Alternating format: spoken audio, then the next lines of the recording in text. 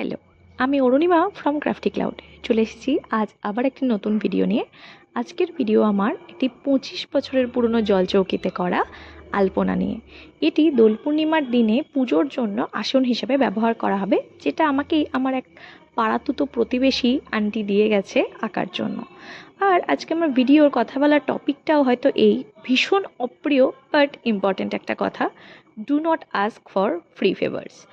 আমরা পাশাপাশি পাড়া প্রতিবেশীরা ভাবি হয়তো শুধুমাত্র পাশাপাশি থাকার দরুনই আমাদের হয়তো তাদের উপরে প্রচুর অধিকার আছে, কিন্তু আদতেও কি তাই? হ্যাঁ, মানুষের বিপদে আপদে অবশ্যই দৌড়াবো, করব, কিন্তু শুধুমাত্র আঁকা জানি বলেই আমাকে যখন তখন তার বাড়ির যে কোনো কাজে তার আলপনাটা দিতে যেতে হবে বা তার জলচৌকিটা এঁকে দিতে হবে, এমন দাবি করা আই ডোন্ট থিঙ্ক সো এটা ঠিক।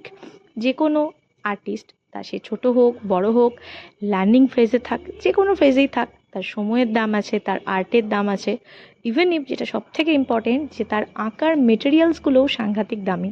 তাই কখনোই আপনি ফ্রিতে কাউকে ফেভার চাইতে পারেন না যে আমাকে এটা করে দাও তো, আমাকে ওটা করে দাও তো। তো তাই আজ ভীষণ একটা অপ্রয়োজনীয় বলবো না, বাট ভীষণ একটা ইম্পর্টেন্ট ব্রুটাল ট্রুথের কথা আমি বললাম। আপনারা জানাবেন আর কে কে আপনারা আমার সাথে একমত, আর ভিডিওটা কেমন লাগলো আঁকার আরেকটি পার্ট পরের পর্বে আসবে।